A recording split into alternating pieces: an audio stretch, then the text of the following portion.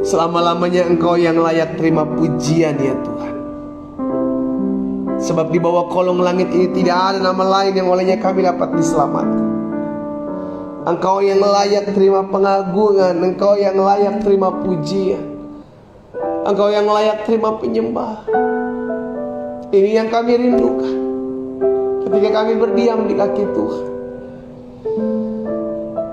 Dalam keheningan malam kami mencari wajah Tuhan. Dalam keheningan malam kami bersekutu dengan Allah kami. Dan kami tahu ketika kami datang kepada Tuhan, Tuhan tidak pernah mengecewakan kami. Tuhan yang membela perkara kami, Tuhan yang menguatkan setiap langkah kami, Tuhan yang membawa kami masuk dalam rancangan-rancangan-Mu yang ajaib. Karena itu malam hari ini ya Bapa, hamba di tempat ini, umat-Mu di rumah mereka masing-masing, kami bersatu hati menyembah Engkau. Kami bersatu hati duduk manis diam dengarkan firman-Mu. Bahkan kami nantinya juga akan berdoa bersama-sama, karena kami percaya ketika kami mengambil bagian untuk mengambil waktu dalam doa dan puasa di sepanjang hari ini, ada perkara-perkara yang dahsyat, ada terobosan-terobosan rohani dalam hidup kami yang akan kami lihat dalam pengiringan kami kepada Tuhan. Betul badai masih ada, betul pergumulan masih ada di hadapan kami, tapi kami adalah orang-orang yang hidup bukan karena melihat. Kami hidup karena percaya. Kami percaya janji-Mu pasti digenapi atas hidup kami. Kami percaya apapun yang kami lakukan, selama kami melakukan untuk Tuhan, maka Tuhan berikan kami kekuatan kemenangan dalam hidup kami. Bapa, bicara bagi masing-masing kami. Urapi kami dengan roh hikmat dan wahyu, sehingga malam hari ini bukan hanya sekedar ibadah fasting prayer yang kami hadiri setiap minggu, setiap hari Jumat, tapi kami masuk dalam ibadah pengalaman kami, perjumpaan kami dengan Yesus. Dan kami percaya orang yang berjumpa dengan Yesus tidak akan pernah dikecewakan. Tuhan memberkati pertemuan kami, Tuhan memberkati pembelajaran kami akan firman, sehingga kami mengerti akan kebenaran. Dan biarlah kebenaran ini yang memerdekakan hidup kami. Di dalam nama Yesus kami berdoa dan kami bersyukur. Sama-sama kita katakan amin. Haleluya. Shalom, selamat malam Bapak Ibu Saudara dikasih dalam Tuhan. Puji Tuhan, malam hari ini kita bisa kembali berkumpul, sekalipun kita mengadakan ibadah ini secara online. Saya di tempat ini, Bapak Ibu jemaat Tuhan ada di rumah Bapak Ibu masing-masing. Dan kita percaya ada perkara-perkara yang dahsyat yang akan Allah kerjakan dalam ibadah puasa kita. Karena saya percaya betul ketika umat Tuhan merendahkan diri, mencari wajah Tuhan, maka Tuhan mendengarkan setiap permohonan kita. Kita tahu Tuhan kita, Tuhan yang selalu mendengarkan doa kita.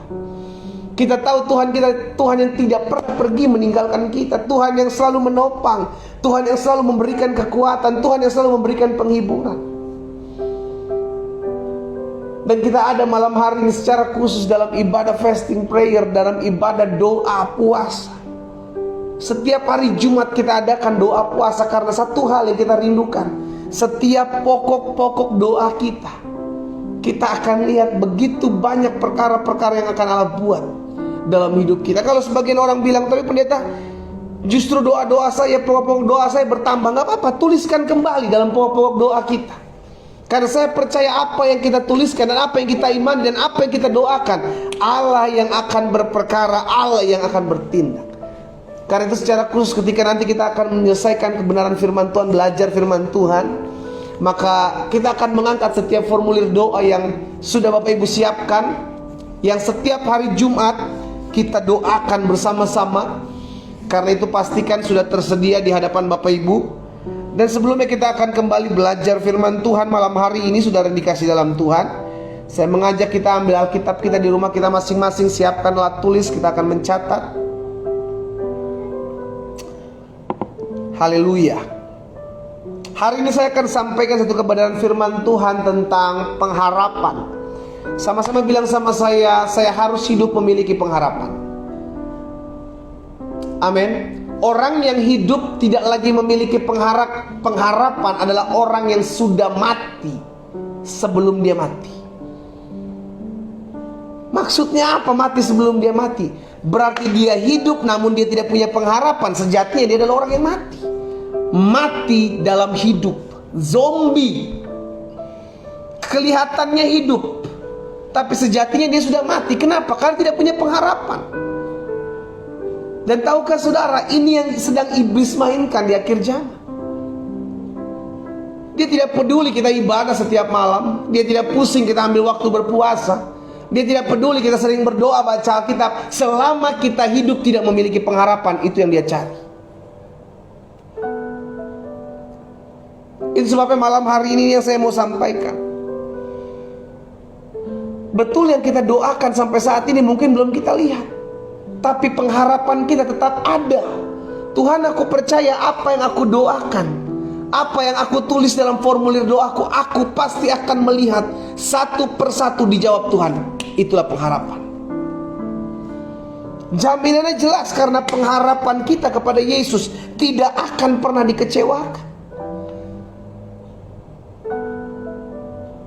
Suatu kali Yehezkiel dibawa Tuhan untuk melihat hamparan tulang belulang. Nah, ini kita belajar sama-sama. Kenapa Tuhan bawa mereka Yehezkiel ke sana? Dalam Yehezkiel pasalnya yang ke-37. Yehezkiel pasal 37 ayat pertama sampai dengan ayat 11.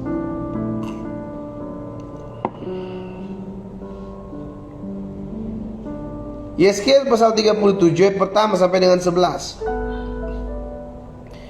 Lalu kekuasaan Tuhan meliputi aku, dan ia membawa aku keluar dengan perantaraan rohnya dan menempatkan aku di tengah-tengah lembah. Dan lembah ini penuh dengan tulang-tulang. Ia membawa aku melihat tulang-tulang itu berkeliling-keliling, dan sungguh amat banyak bertaburan di lembah itu. Lihat, tulang-tulang itu amat kering. Lalu firman-Nya kepadaku. Lalu ia berfirman kepadaku, hai anak manusia, dapatkah tulang-tulang ini dihidupkan kembali? Aku menjawab, ya Tuhan Allah, Engkaulah yang mengetahui. Lalu firman-Nya kepadaku, bernubuatlah mengenai tulang-tulang ini dan katakanlah kepadanya, hai tulang-tulang yang kering, dengarkanlah firman Tuhan. Beginilah firman Tuhan Allah kepada tulang-tulang ini, aku memberi nafas hidup dalammu, supaya kamu hidup kembali. Ayat 6. Aku akan memberi urat-urat padamu dan menumbuhkan daging padamu. Aku akan menutupi kamu dengan kulit dan memberikan kamu nafas hidup, supaya kamu hidup kembali, dan kamu akan mengetahui bahwa akulah Tuhan. Lalu aku bernubuat seperti diperintahkan kepadaku. Dan sesudah aku bernubuat, kedengaranlah suara sungguh, suatu suara berderak-derak, dan tulang-tulang itu bertemu satu sama lain. Sedang aku mengamat-ngamatinya, lihat, urat-urat ada dan daging tumbuh padanya. Kemudian kulit menutupi, tetapi mereka belum bernafas. Maka firman-Nya kepadaku, bernubuatlah kepada nafas hidup itu. Bernubuatlah, hai anak manusia, katakan kepada nafas hidup itu, beginilah firman Tuhan Allah, hai nafas hidup, datanglah dari keempat penjuru angin dan berembuslah ke dalam orang-orang yang terbunuh ini, supaya mereka hidup kembali. Lalu aku bernubuat seperti diperintahkannya kepadaku, dan nafas hidup itu masuk ke dalam mereka, sehingga, perhatikan saudara, mereka hidup kembali. Mereka menjejakkan kakinya suatu tentara yang besar. Tentara yang besar, yang sebelumnya adalah hamparan tulang belulang. Ketika hamparan tulang belulang ini dibangkitkan, maka ada suatu tentara yang besar. Tulang-tulang ini bersatu kembali dan menjadi satu tentara yang besar. Dari yang tidak ada apa-apanya, dari yang tidak punya kuasa, dari yang tidak memiliki kemampuan apa-apa, tiba-tiba menjadi suatu tentara yang besar. Oleh karena apa? Tentara yang besar ini bisa hancur seperti tulang belulang. Oleh karena apa? Ayat 11. Perhatikan ayat 11. Firman-Nya kepadaku, hai anak manusia, tulang-tulang ini adalah seluruh kaum Israel. Sungguh mereka sendiri mengatakan, tulang-tulang kami sudah menjadi kering, dan pengharapan kami sudah lenyap, kami sudah hilang. Jadi yang membuat tentara besar ini mendadak menjadi tulang belulang adalah karena tentara yang besar ini, pasukannya Tuhan, umatnya Tuhan, kehilangan pengharapan. Jadi pengharapan membuat seseorang bisa bertahan menghadapi badai. Tapi tanpa pengharapan, umat Tuhan bisa hancur berantakan dan kering, tidak memiliki kuasa. Itu yang tadi saya bilang. Iblis gak pusing ngelihat kita beribadah setiap hari selama kita gak punya pengharapan akan Kristus. Iblis gak pusing kita baca Alkitab dari Kejadian sampai Wahyu berulang-ulang selama kita tidak timbul iman dan timbul pengharapan. Iblis gak pusing kita berdoa baik berlutut jongkok. Tapi kalau kita tidak punya pengharapan, itu yang dicari iblis. Kenapa saya bilang iblis gak pusing dengan kita berdoa, dengan beribadah, dengan baca Alkitab? Karena saya pernah mendengar ada orang-orang yang hari-harinya berdoa, ada orang-orang yang hari-harinya baca Alkitab, tapi masih mempertanyakan, Tuhan kok sampai sekarang Tuhan belum pulihkan pasangan hidup saya? Tuhan kok belum sampai saat ini kau belum kasih saya pekerjaan? Tuhan kok sampai saat ini kau belum sembuhkan sakit penyakit saya? Mana katanya kedaulatan Tuhan? Orang-orang seperti ini akan gampang sekali digombang-ambingkan oleh angin badai, dan akhirnya ujung-ujungnya mulai kehilangan pengharapan. Kenapa? Karena itu yang iblis mau. Karena ketika pengharapan itu hilang, maka tentara yang besar itu menjadi berserakan seperti tulang belulang, tidak punya kekuatan, tidak bisa bertahan menghadapi badai. Dan biasanya kita sendiri yang berbicara tentang pengharapan yang hilang. Bukan karena apa yang dari luar, tapi kita yang memutuskan, aduh kayaknya udah gak mungkin deh saya bisa disembuhkan. Aduh kayaknya udah gak mungkin deh rumah tangga saya bisa dipulihkan. Aduh kayaknya udah gak bisa deh, kayaknya ekonomi kita bisa kembali pulih. Aduh kayaknya gak bisa deh, usaha kita bisa bangkit. Aduh kayaknya gak mungkin deh. Kita yang bilang bahwa saya kehilangan pengharapan. Ini yang Tuhan bilang di ayat 11. Firman-Nya kepadaku, hai anak manusia, tulang-tulang ini adalah seluruh kaum Israel. Mereka sendiri yang mengatakan, mereka sendiri yang berkata-kata kepada diri mereka, sungguh mereka sendiri mengatakan, tulang-tulang kami sudah menjadi kering dan pengharapan kami sudah lenyap. Hati-hati dengan apa yang kau ucapkan dengan perkataan. Kalau engkau memiliki pengharapan, keluarkan pengharapan itu. Tapi kalau engkau sudah hampir-hampir kehilangan pengharapan, lebih baik gak usah ngomong. Dengan apa? Dengan perkataan kita. Akhir dampaknya hidup akan menjadi kering. Kenapa? Karena udah gak ada pengharapan. Orang kalau udah gak punya pengharapan, udah gak ada semangat untuk hidup, saudara. Makanya Alkitab bilang dalam Ibrani pasal 6 ayat 19. Ibrani pasal 6 ayat 19 bilang begini, pengharapan itu seperti sauh yang kuat, aman bagi jiwa kita yang telah dilabuhkan sampai ke belakang tabir. Pengharapan itu seperti sauh. Apa itu sauh? Jangkar. Jangkar yang kecil bisa menahan untuk kapal tidak diombang-ambingkan oleh ombak dan tidak pergi terbawa hanyut terbawa ombak. Yang nahan siapa? Sauh, jangkar. Kenapa Alkitab catat pengharapan itu seperti sauh?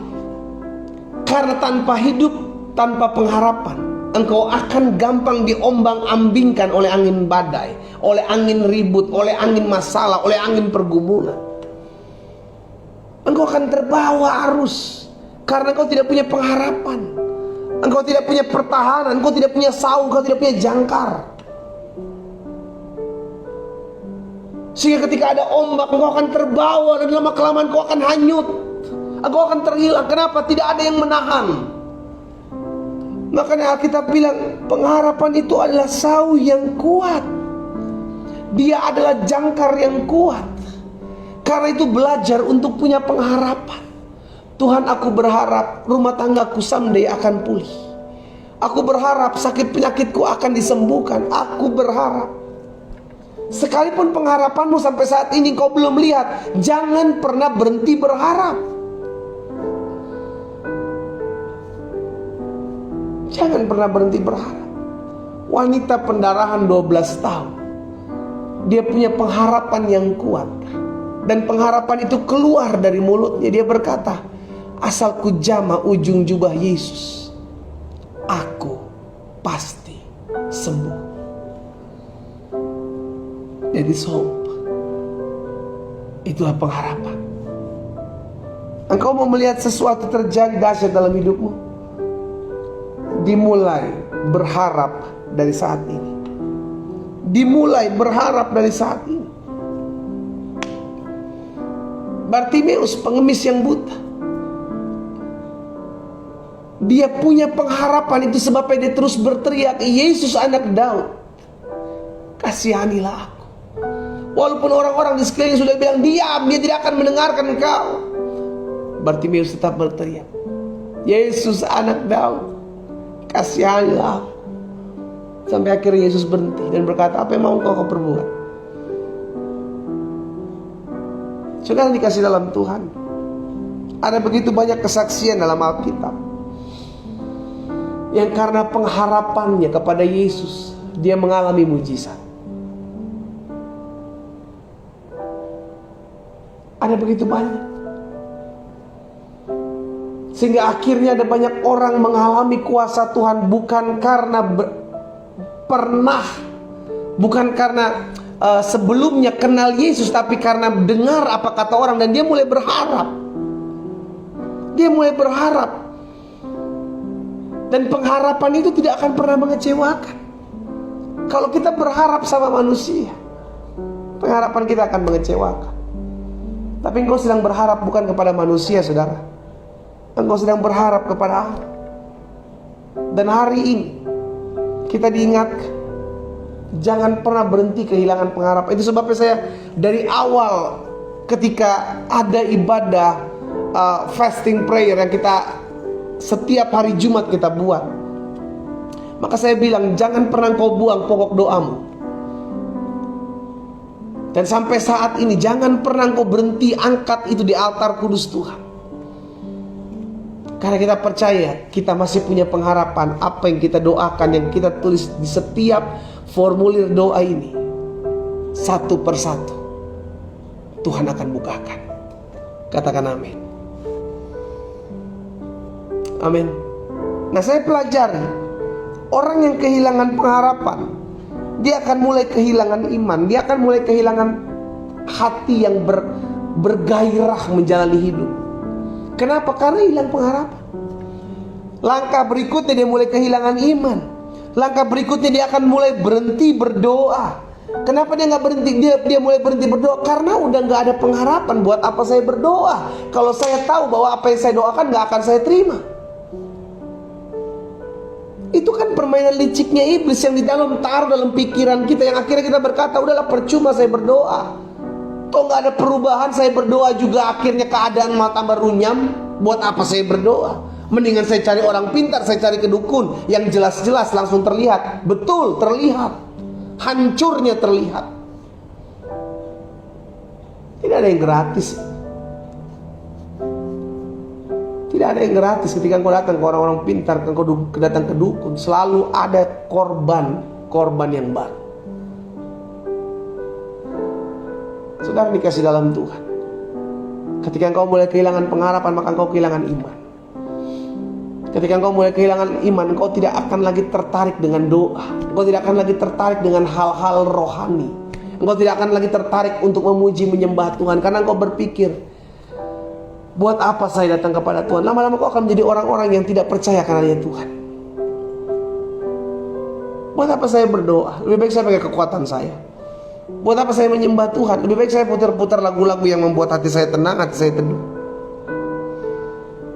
Buat apa saya cari Tuhan? Toh Tuhan gak buka jalan buat hidup saya. Dimulai dari kehilangan pengharapan. Itu sebabnya kalau hari ini engkau hampir-hampir kehilangan pengharapan, tapi engkau masih memiliki sedikit pengharapan. Sebagai hamba Allah, hari ini saya ingatkan, pegang yang sedikit itu. Pegang pengharapan yang sedikit itu. Jangan pernah engkau kehilangan pengharapan. Karena ini permainan licik iblis di akhir zaman, yang akan membuat setiap anak-anak Tuhan kehilangan pengharapan. Lama-lama anak-anak Tuhan akan kehilangan iman dan tidak lagi tertarik dengan hal-hal rohani. Berhenti berdoa, mulai berhenti menyembah Tuhan, dan ujung-ujungnya berhenti karena datang ke gereja. Hati-hati. Ingat cara kerja iblis. Dalam Yohanes 10 ayat 10, dia mencuri, membunuh, dan membinasakan. Apa yang dia curi? Yang pertama yang dia curi, perhatian kita. Lama-lama yang dia bunuh, iman kita, pengharapan kita. Dan dia akan membinasakan pada akhirnya hidup kita. Curi, bunuh, binasa, itu adalah cara kerja iblis. Semua dimulai dari dicuri. Jangan sampai perhatianmu dicuri. Engkau tidak lagi mengarahkan pandanganmu kepada Kristus. Engkau hanya mengarahkan pandanganmu kepada masalahmu. Engkau hanya menangisi masalahmu. Engkau hanya menangisi pergumulanmu. Engkau lupa bahwa masih banyak orang-orang yang punya masalah yang sama, bahkan lebih parah dari masalah saya, tapi masih bisa bersyukur kepada Tuhan.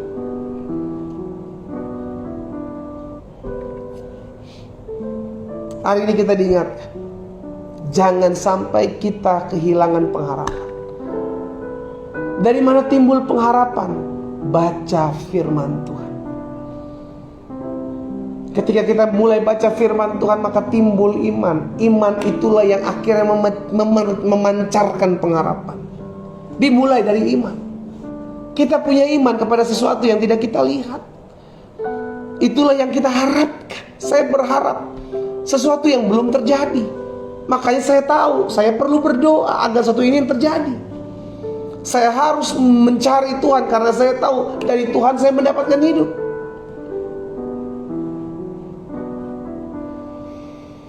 Karena itu pastikan untuk kita selalu menaruh pengharapan kita hanya kepada Yesus. Kenapa kepada Yesus? Karena Yesuslah yang menyediakan pengharapan itu menjadi kenyataan dalam hidup saudara dan saya.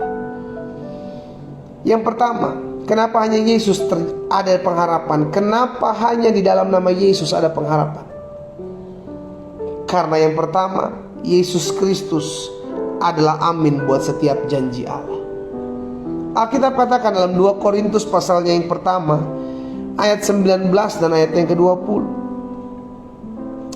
2 Korintus pasal yang pertama ayat 19 dan 20. Alkitab bilang begini, karena Yesus Kristus Anak Allah yang telah kami beritakan di tengah-tengah kamu, yaitu olehku dan oleh Silwanus dan Timotius, bukanlah ya dan tidak, tetapi sebaliknya di dalam dia hanya ada ya. Sebab Kristus adalah ya bagi semua janji Allah. Itu sebabnya oleh dia kita mengatakan amin untuk memuliakan Allah. Di dalam Yesus ada penggenapan janji Allah. Jadi orang yang tinggal dalam Kristus adalah orang yang siap menerima janji Allah. Sama-sama taruh tangan kanan kita di dada. Sama-sama bilang sama saya adalah orang yang menerima janji Allah. Saya adalah pribadi yang siap menerima janji Allah. Bukan karena kuat gagah hebat kita, tapi karena kita dalam Kristus. Dan di dalam Kristus hanya ada kata ya, yang ada amin. Jadi yang pertama saya pelajari, Yesus Kristus adalah amin buat setiap janji Allah. Dan yang kedua, kenapa hanya pada Yesus ada pengharapan? Yang pertama karena Yesus Kristus adalah amin buat setiap janji Allah. Yang kedua, karena hanya Yesus yang menyatakan diri sebagai jalan dan kebenaran dan hidup. Dia yang mengatakan dalam Yohanes 14 ayat 6, akulah jalan, akulah kebenaran, akulah hidup. Tidak ada seorang pun yang dapat datang kepada Bapa kalau tidak melalui aku. Jadi dengan kata lain, Yesus menyediakan jalannya. Yesus menyediakan jalan keluarnya buat setiap pergumulan saudara dan saya. Itu sebabnya pengharapan kita kepada Yesus tidak akan mengecewakan. Kenapa? Karena dialah jalan. Dia bukan hanya jalan, dia juga adalah pintu yang membuka setiap pintu tatkala semua pintu tertutup bagi kita. Kalau hari-hari ini kau cari pintu dan tidak ada lagi pintu yang kau temukan terbuka, ingat, masih ada pintu, pintu itu bernama Yesus. Dan saya mau pastikan, pintu itu akan selalu terbuka buat orang yang berharap kepadanya. Dan yang ketiga, yang terakhir, hanya dalam Yesus ada pengharapan. Kenapa cuma dalam Yesus ada pengharapan? Pertama, karena dia adalah kesempurnaan akan janji Allah. Di dalam dia hanya ada ya dan amin buat setiap janji Allah. Dan yang kedua, hanya dia yang menawarkan jalan. Akulah jalan, akulah kebenaran, akulah hidup. Dia adalah pintu buat setiap pergumulan kita. Dia adalah pintu buat setiap masalah kita. Itu sebabnya jangan pernah kehilangan pengharapan. Kalaupun kau lihat semua pintu di hadapanmu, sekelilingmu tertutup, masih ada satu pintu. Ingatlah, satu pintu ini tidak akan pernah tertutup untukmu, untuk orang-orang yang berseru kepada Yesus. Dan yang ketiga, kenapa hanya ada pada Yesus ada pengharapan? Karena pengharapan kita pada Yesus tidak akan pernah dikecewakan. Apa janjinya pendeta? Kalau pengharapan kita kepada Yesus tidak akan pernah mengecewakan. Saudara lihat firman Tuhan dalam 1 Petrus pasal 2 ayat yang ke-6. 1 Petrus pasal 2 ayat yang ke-6 bilang begini. Sebab ada tertulis dalam kitab suci, sesungguhnya aku meletakkan di Sion sebuah batu yang terpilih, sebuah batu penjuru yang mahal, dan siapa yang percaya kepadanya tidak akan dipermalukan. Kita percaya kepada Yesus, dan janjinya jelas, engkau tidak akan dipermalukan. Karena orang yang percaya kepadanya, dia perhitungkan. Hari ini mungkin kau belum melihat jalan keluar terjadi dalam hidup. Hari ini mungkin kau belum melihat jawaban-jawaban doa tergenapi dalam hidupmu. Tapi sebagai rekan sekerja Allah, hari ini saya mengajak setiap umat Tuhan, dimanapun kau berada malam hari ini, jangan pernah kehilangan pengharapan. Kenapa? Karena hanya Yesus yang menyediakan jalan keluar. Hanya Yesus yang menggenapi janji-janji Allah dalam hidup saudara dan saya. Dan hanya Yesus yang menyediakan pintu-pintu yang terbuka tatkala semua pintu yang tertutup. Dan hanya Yesus yang tidak pernah mengecewakan. Mari datang kepada Tuhan. Engkau yang hari-hari ini sudah hampir-hampir kehilangan pengharapan. Engkau yang hari-hari ini sudah hampir-hampir menyerah. Bukan suatu kebetulan engkau ada dalam ibadah malam hari ini. Saya mau berdoa buat saudara. Mari kita tundukkan kepala kita. Kita tutup mata kita. Kita mau datang kepada Tuhan Yesus. Malam hari ini dalam ibadah fasting prayer, dalam ibadah doa puasa, kami mengambil waktu untuk memuji menyembah-Mu. Di rumah kami masing-masing dalam keheningan malam. Kami tahu pergumulan kami mau serahkan ke dalam tangan Tuhan. Karena kami tahu Engkau sendiri yang mengatakan, mari kepadaku hai kamu yang letih lesu dan berbeban berat, aku akan berikan kelegaan kepadamu. Tuhan Yesus, malam hari ini kami membawa setiap pergumulan kami ke dalam tangan-Mu. Umat yang olehnya Tuhan percayakan untuk hamba layani malam hari ini, mereka di rumah mereka masing-masing, hamba berdoa. Bahkan secara khusus mungkin mereka yang hari-hari ini sudah hampir-hampir kehilangan pengharapan. Jika itu adalah dirimu, taruh tangan kananmu di dada. Tidak usah peduli dengan orang lain, taruh tangan kananmu di dada. Ini antara engkau dengan Tuhan. Hamba berdoa buat mereka yang menaruh tangan kanan mereka di dada. Secara khusus hamba berdoa bagi mereka Allah. Tuhan lihat, Jika Tuhan dapati ada secercah pengharapan, sedikit pengharapan yang tersisa di hati mereka, oleh karena mereka telah melihat keadaan yang mengecewakan, Bapa, hamba berdoa di dalam nama Yesus, di dalam nama Yesus, Tuhan berperkara atas hati mereka, sehingga mereka kembali dipulihkan. Tulang-tulang yang berserakan itu kembali bersatu dan menjadi satu tentara yang besar, laskar yang besar, dan kembali tinggal dalam pengharapan di dalam nama Yesus. Hamba ucapkan berkat, sehingga hidup mereka yang hampir-hampir kehilangan pengharapan hari ini, malam ini, mereka terima kuasa dari Tuhan. Mereka terima kuasa dari Roh Kudus dalam nama Yesus. Mereka menerima urapan-Mu, mereka terima urapan-Mu ya Allah. Mereka kembali kepada pengharapan-Mu yang sejati di dalam nama Yesus. Malam hari ini kami bersyukur, kami datang kepadamu. Di hadapan kami umat-Mu ada pokok-pokok doa yang sudah kami tuliskan. Dan malam hari ini kami mau angkat di altar kudus Tuhan. Mari umat Tuhan, angkat setiap pokok-pokok doamu di altar kudus Tuhan. Bapa, kami mengangkat pokok-pokok doa ini di altar kudus. Bahkan setiap umat Tuhan yang mengangkat pokok-pokok doa mereka di rumah mereka masing-masing, kami bersatu hati, kami berdoa bahwa setiap pokok doa ini di dalam nama Yesus, bersama-sama kami mengangkat pokok-pokok doa kami. Kami berdoa dalam nama Yesus. Setiap pokok-pokok doa yang kami tuliskan dalam formulir doa ini, kami perkatakan demi nama Yesus. Kami akan melihat pokok-pokok doa ini satu persatu Tuhan jawab. Jauh lebih besar, jauh lebih dahsyat, jauh lebih luar biasa dari apa yang kami doakan dan kami bayangkan. Di dalam nama Yesus, kami membawa setiap pergumulan kami membawa setiap pokok doa kami bawa ke dalam tangan Tuhan. Kami ucapkan berkat dalam nama Yesus. Kami terima apa yang kami doakan terjadi dalam nama Yesus. Turunkan formulir doa kita. Bapa, terima kasih. Kami hidup bukan karena melihat, kami hidup karena percaya. Kami percaya karena sampai hari ini Yesus kami hidup.